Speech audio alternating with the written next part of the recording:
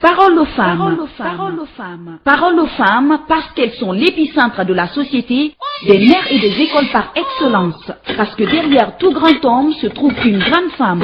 Parole aux femmes, c'est sur Bonheur FM. Bonsoir à toutes et à tous. Le plaisir est pour nous de vous savoir très nombreux à l'écoute de votre émission hebdomadaire Parole aux femmes. Une émission de la radio Bonheur qui passe tous les mardis lorsqu'il est 15 heures. Passé de quelques minutes dans ce studio à de Bonheur FM, la 101.4. Si c'est maintenant que vous venez de nous capter, ne quittez surtout pas car vous n'avez rien raté encore. Vous nous écoutez à Conakry, ici dans la capitale guinéenne, l'abbé malien Beren Tougué Pita Dalabal. C'est sur la 101.4, mais aussi à travers le site internet de la radio, le www.bonheurfmguinée.com. Sur YouTube et sur la page Facebook de la radio. Merci de votre fidélité renouvelée à cette station. Pour cette nouvelle présentation de votre émission hebdomadaire Parole aux femmes, aujourd'hui nous recevons pour vous deux invités pour parler de leur métier. La première, c'est bien sûr Jenab Barry qui réside du côté du Royaume-Uni. Avec elle, il sera question de parler de maternité. Et la deuxième invitée que nous aurons en studio, ce sera Aminata Ba. Elle est étudiante en journalisme. Vous avez à la réalisation de cette interview Kadiatou Baldé, ici au micro pour la présentation Fatmata Binta Bodewel Diallo. Pour savoir davantage sur ces deux métiers, restez avec nous. Nous revenons juste après cette petite pause. Parole aux femmes.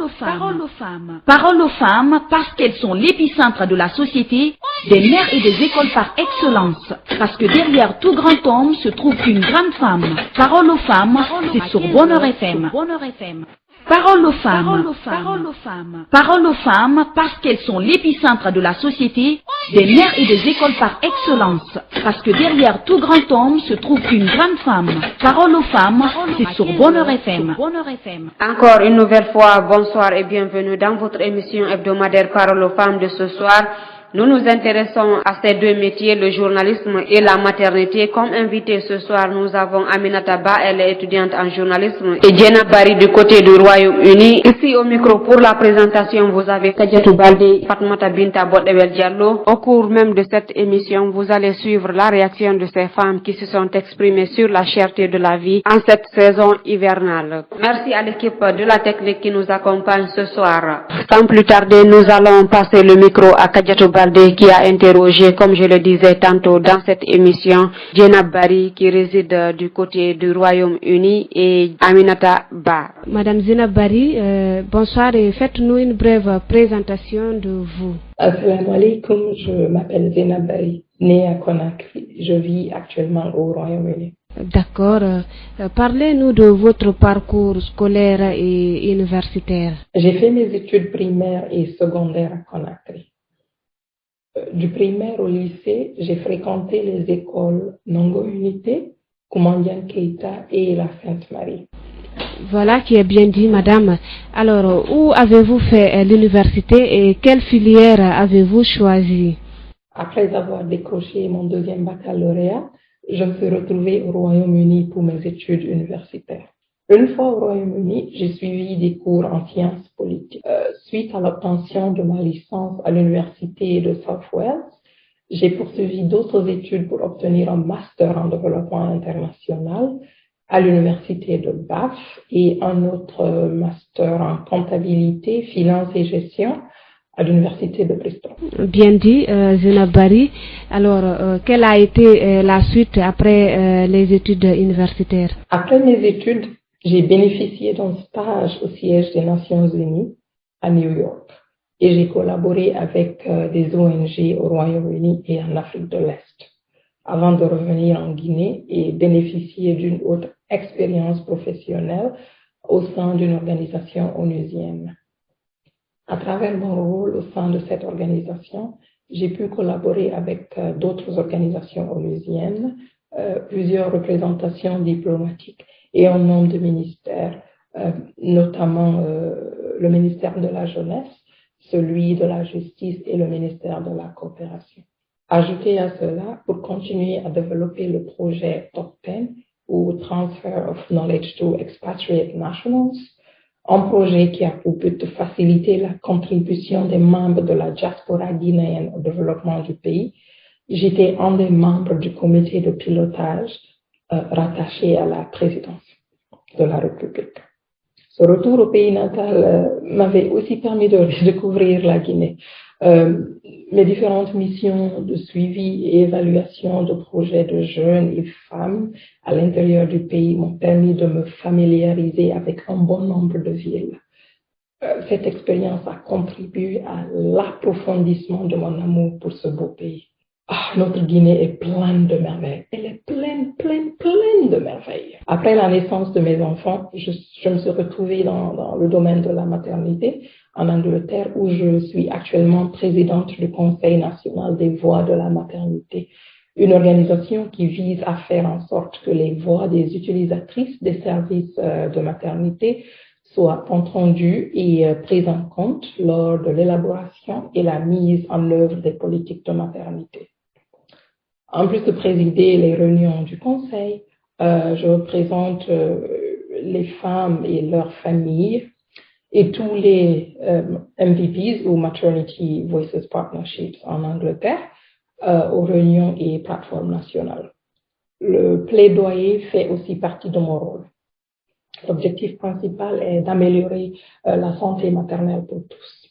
Je suis aussi passionnée de recherche. Je suis passionnée par la recherche scientifique, ce qui fait que je contribue également à des projets de recherche sur les inégalités et inéquités maternelles. Auditeurs et auditrices de la 101.4 Bonheur FM, vous êtes à l'écoute de votre émission hebdomadaire Parole aux femmes. Aujourd'hui, nous avons comme invité Diena Barry du côté du Royaume-Uni pour nous parler de la maternité et Aminata Ba, étudiante en journalisme. Comme vous l'avez compris, on s'intéresse à ces deux corps de métier. Wow, c'est vraiment super tout ça. Alors, avez-vous suivi d'autres formations? Si oui, lesquelles? Oui, j'aime apprendre. Dans ce monde trépidant dans lequel nous vivons, je comprends l'importance de rester à jour dans son domaine. Donc, je suis des formations régulièrement. Par exemple, je viens de compléter le programme de développement de leadership par les pairs ou Peer Leadership Development Program, dispensé par le Service national de santé ou le NHS, comme on l'appelle. Voilà qui est bien dit. Alors, dans toute chose, il y a parfois des obstacles. Dites-nous quelles sont les difficultés auxquelles vous avez eu à faire face durant votre parcours scolaire et universitaire. Bonne question.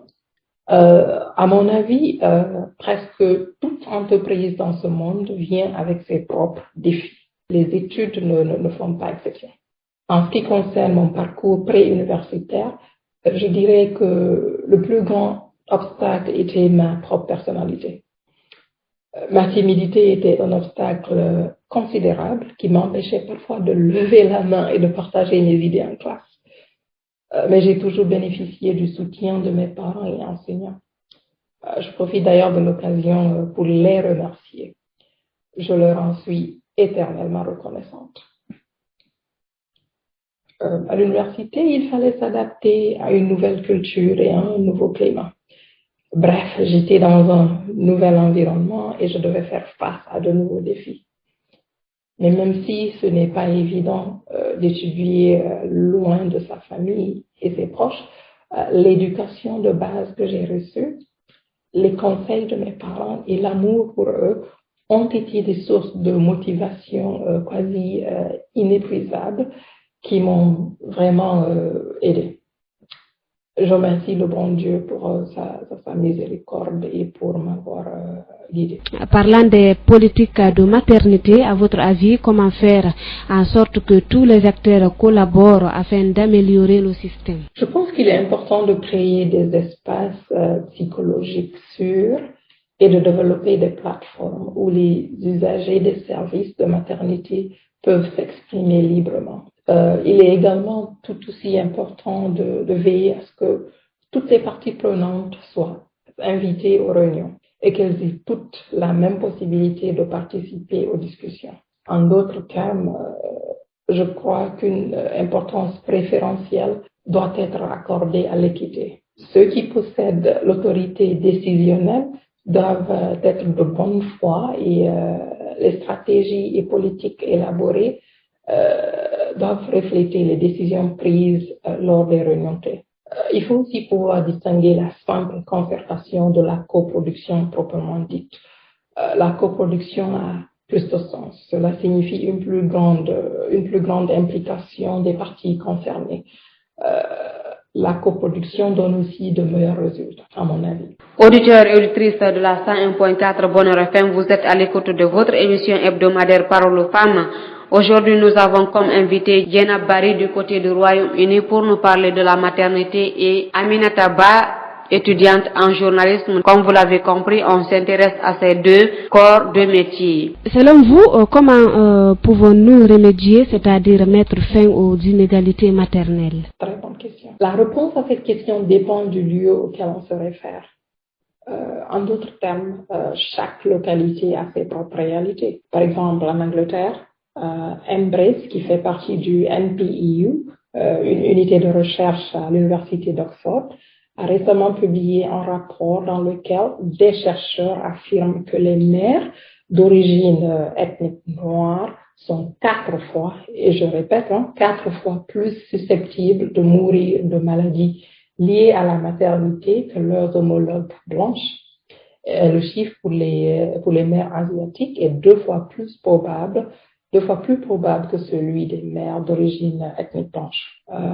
L'une des raisons invoquées pour ces inéquités est liée à des problèmes tels que le racisme structurel, les préjugés inconscients et d'autres déterminants sociaux de la santé, tels que le revenu et statut social, les réseaux de soutien social, l'éducation et l'alphabétisation, l'emploi et les conditions de travail, les environnements sociaux, l'environnement physique, ainsi de suite. En Guinée, je pense que les inégalités maternelles sont plus axées sur les déterminants sociaux de la santé. Ceci dit, à mon avis, pour lutter contre ces fléaux, il faut commencer par identifier objectivement et concrètement les principaux points d'amélioration. Les usagers de services, les professionnels de la santé, les commissaires et les décideurs politiques doivent coproduire toutes les étapes du processus. L'équilibre du pouvoir de négociation entre les parties prenantes doit être assuré et des ressources adéquates doivent être déployées pour soutenir les solutions proposées.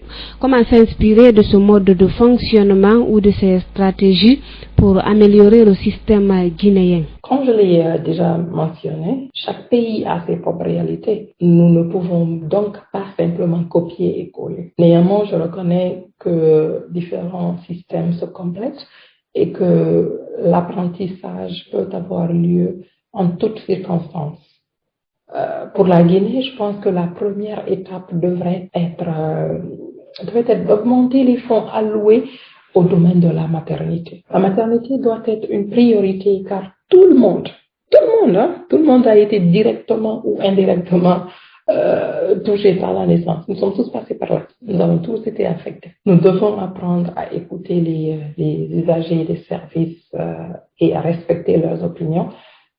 Les mauvais traitements envers les femmes enceintes tels que publiés par Report Health en 2017 devaient cesser. Personne ne devait être maltraité. Nous devons également investir dans la recherche car les données pertinentes peuvent aider à sauver des vies, surtout dans ce monde axé sur la technologie. Les mères ont besoin d'un soutien solide pendant la période postnatale.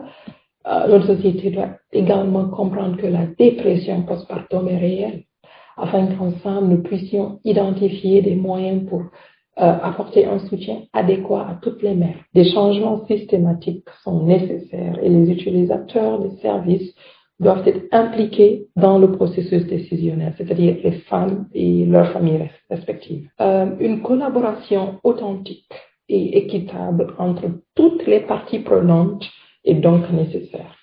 Et il est aussi important de tenir compte des croyances culturelles et religieuses des femmes et leurs familles respectives et d'agir en conséquence. Pour finir, je pense que l'État doit veiller à ce que le développement de la petite enfance, donc entre 0 et 5 ans, soit sûr et stimulant. Alors, dites-nous, quels sont les avantages que vous tirez de ce domaine dans lequel vous évoluez en ce moment-là? Alhamdulillah, je suis dans un domaine qui me passionne et je savoure l'opportunité d'avoir un impact direct et indirect sur la vie des gens. Effectivement, quelles sont les difficultés auxquelles vous faites face également dans ce domaine, parce que j'avoue que c'est parfois compliqué pour certaines concilier le travail et le foyer, les enfants, l'éducation des enfants, ainsi de suite. Ce n'est pas du tout facile. Alors dites-nous, est-ce que vous rencontrez des difficultés qui sont liées à cette activité que vous exercez en ce moment au Royaume-Uni? Ce n'est pas facile d'être une mère qui mène aussi une vie professionnelle. Parfois, on doit faire face simultanément à des défis au travail et à la maison. Cela peut nous affecter de plusieurs façons, croyez-moi. Mais c'est faisable. C'est faisable.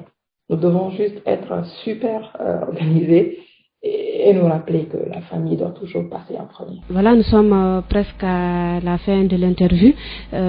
Dites-nous, quel conseil avez-vous à donner à toutes les femmes qui vous écoutent en ce moment, Madame Zainab Bari? S'il vous plaît, persévérez. Je sais que ce n'est pas facile. Ce n'est pas du tout facile. Mais continuez d'essayer. Entourez-vous de personnes positives et n'abandonnez jamais. N'abandonnez jamais. Armez-vous de foi, de patience, d'humilité, de courage et de détermination. Visez haut et ne vous en excusez pas. Je répète, visez haut et ne vous en excusez pas. Pas du tout. Rêvez autant que vous voulez. Mais n'oubliez pas de vous accorder le temps et l'espace nécessaire pour réaliser ses rêves. Vous êtes intelligente et digne et le monde vous attend. Voilà, que ces conseils tombent dans de bonnes oreilles. Merci Madame Zainab Bari d'avoir accepté notre invitation. Merci beaucoup de m'avoir invité et de m'avoir donné l'occasion de m'exprimer sur cette plateforme.